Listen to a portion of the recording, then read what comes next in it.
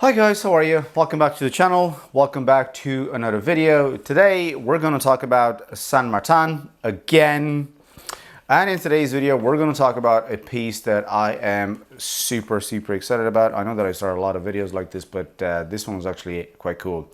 They have been releasing quite a few new models recently, but you know, nothing that stands out. They have added a few new dial options for the Explore Climbing Edition series, as they like to call it. They have a new square-shaped case with a very interesting looking bracelet, and they call it an original design. But again, nothing that stands out, and to be fair, new models and new brands pop out on AliExpress pretty much every day, so it's nothing out of the ordinary. But every now and again, a brand pops out or a brand releases a model that stands out, and in most cases on AliExpress, this is an homage, and I have nothing against this. In today's video, we're going to take a look at the San Martin Panda Black Bay chronograph homage, and because this is a homage, I'm going to use the word homage at the end because I don't want to get into any kind of trouble. Or the SN052-G-JS, and one of the reasons why I'm super excited about this is because this is a chronograph and I love chronographs. I've said that multiple times, and this features the Seagull ST19 movement, which is another phase that I'm going through at the moment. I don't know, I'm just like them so much. Before going ahead with the video, full disclosure, I have been sent in this watch for the purpose of this review by the AliExpress platform. I don't have to return it, I get to keep it, so bear that in mind as the video goes along. And also, I will put some affiliate links down below if you want to purchase this. They do have to help the channel out. Now, how good is this watch? Let's get into the video and find out.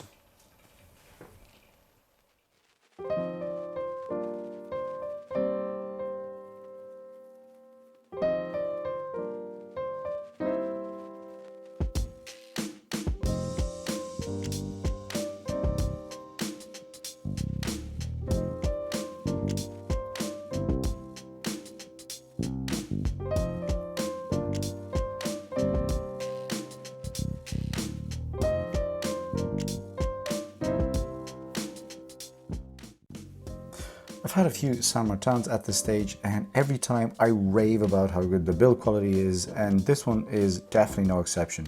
One thing that stands out immediately is the feel when you have this thing in your hand. I mean, this is solid, no rattles, and like I said before, on par, if not better, with pretty much any micron brands around at the same price point. The price you pay for all of this is around $400, which, let's face it, it's a bit steep, especially for an AliExpress watch, but despite one issue, which this particular one has, the one that I have right here, I still think this is a great price, and given the quality, I would recommend it in a heartbeat. I won't tell you exactly what that issue is right now. I'll let you see if you can spot it for yourselves, and we'll cover it later on in a little while when we get to it. Let's get the dimensions out of the way. The case diameter is 40 millimeters, but the bezel sticks out a tiny bit, and it's actually 41 millimeters. The thickness is 13 millimeters, but then again, we also have a dome piece of sapphire crystal that brings the thickness up to around 14 millimeters. The lug width is 20 millimeters. We also have a lug to lug of 49, but we have female end links and these angle downwards, and this wears very good for its size. I had the Black Bay 58 homage from San Martin previously, and that I felt didn't wear as compact, especially given the fact that the lug to lug size was the exact same, 49 millimeters. Still, it didn't feel as compact, and it felt a lot bigger on the wrist. And finally, we have a weight size up for my 6.3 inch wrist of 143 grams. Now, again, no credit to San Martin here, but this wears very balanced, and it doesn't feel as heavy on the wrist as the weight would suggest. Maybe it's just me, but this has a very confident presence on the wrist, and it just feels really compact. The case is made out of, you guessed it, the 316L stainless steel, and we have brushed sides and just some polished chamfered edges. And again, no surprise here, the finishing is absolutely spot on and very, very well executed. We have this beautiful black ceramic bezel insert with a tachymeter scale, and again, everything's beautifully executed, and to be honest, I am not surprised by this. This is again a great example of how well Saint Martin finished their watches, and every time I go through these steps, I kind of feel like I'm repeating myself. On the side of the case, at the 3, we have the crown, which is just push-pull, signed with the S logo that I've said it before, I'll say it again, I'm definitely not a fan of. I personally believe that it looks like a dollar sign, but anyway, moving on. Between the push-pull crown and the screw-down case back, we also have these chrono pushers, which also need to be unscrewed in order to be operated.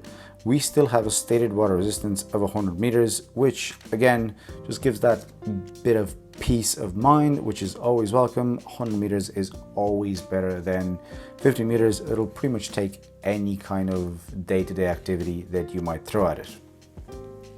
The dial on this is, in my eyes, almost perfect, and I know it's a bit of a bold statement, but if it wasn't for that one small issue that I'm sure the eagle-eyed in you may have spotted, this would be perfect. Not on the design specifically, again, no credit to Saint Martin here, but on execution. Yes, I think it is that good. Before going further here, I should mention that the dial is covered by a domed piece of sapphire crystal with air coating. I'm not sure how many layers, but the dial is extremely legible when the light hits it. We also have 2 dial variants available, a black and the one that we have right here, which Saint Martin call matte white, but I'd consider this more of a champagne color or an off-white or a mixture of the two. And I have to say that when I got this in for review, before seeing it, I kind of wish that I should have picked the black variant, but honestly, after seeing this, I'm actually glad I went for this color.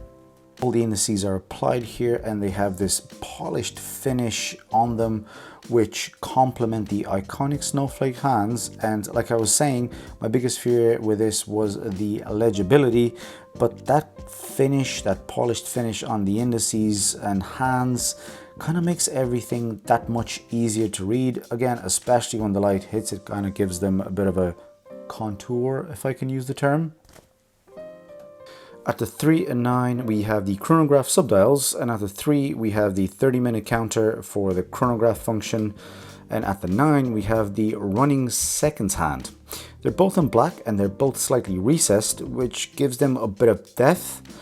On the outer edge, we have the minute counter, and the reason why I'm mentioning this is because, yes, on the 33rd minute marker on the dial, we have, on the outer track, we have the small QC issue that I was mentioning where the actual marker is not fully printed.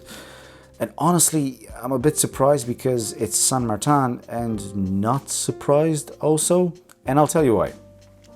You have to remember, you're still buying a watch from AliExpress here, and I know I'm contradicting myself, but if micro brands can get away with this, which also most are manufactured in China, I'm sure that I can let this one slide. And also remember, Saint Martin would actually give you some kind of refund or take the watch back if told. And since we keep comparing them with a micro brand, I think that we should also treat them like one. And overall, these things do happen in the micro brand world also. Let's talk about the Loon, because in comparison to other models here that I've reviewed on the channel from Saint Martin, I think they went all out here. Those tall applied indices are just filled with lume. We have C3 on the hands and indices, and this is super, super bright. I mean, these will last throughout the night with no problem. I usually sleep with a watch on my wrist, and I can clearly see this thing when I go out when I wake up at night, especially to check the time. And I have genuinely no complaints here. I actually have to say this is probably one of the best ones I've seen so far. Going ahead to the movement here, guys, we have the Seagull ST19 powering this, which I'm sure at this stage you're all too familiar with. It's a hand-wind mechanical chronograph movement. It beats at 21,600 beats per hour, and it has a power reserve of around 45 hours. And again, I still think it's amazing that you can find this movement at this price point. You can actually find it cheaper, but you can still get this watch with this movement, especially at this price point. Because there was a bit of an issue in the last 2 years with the Seagull ST19. A lot of micro brands are kind of going away from this because they're really hard to get. And if you find a supplier that would sell you these movements, you had to make sure that you're getting really, really good quality ones. So kudos to Saint Martin for using them in this watch and for finding a good supplier. And in typical fashion here, the last thing that we cover is usually the bracelet, and this, I believe, is what you'll see in a lot of Saint Martin watches currently. I've had this in the last 2 watches that I reviewed. I'll put links into the corner of the screen or in the description box below if you want to check it out. And it's been well executed every time. I really don't have any complaints. It's an oyster style, brushed on the top and polished on the sides. Beautiful milled clasp with the hexagon logo. And at least 2 out of the 3 logos on this watch match. Bracelets are usually the department where Saint Martin usually excel, and they did in this case also. Another thing to note here is that they got rid of the double-sided screw links to adjust. They were an absolute nightmare and you needed 2 screwdrivers to size up the bracelet, but now you only have 1 screw on the side of the bracelet and it makes a whole lot of difference. Everything is so much easier and this works perfectly, so I can't really complain. To draw the line here, guys, there are a few things that I feel are standing in the way of this watch's success.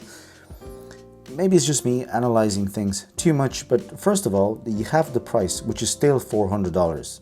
It's not a lot, but again, it's an AliExpress watch, which normally people wouldn't have a problem paying for an established micro brand that delivers the same quality. And secondly, this small QC issue that again wouldn't be an issue for a micro brand, because I keep going to the first point, but always harder to address when dealing with AliExpress shops, and this might put some people off. And I've said it before and I'll still say it again, Saint Martin need to go away from the whole premium AliExpress brand and craft their way if they need to be taken seriously. I'm sure people wouldn't have any issues paying if they come up with an original design as a micro brand as opposed to a premium brand from AliExpress. But let me know what you think in the comment section down below, guys. This was my review for the Panda Black Bay chronograph Homage.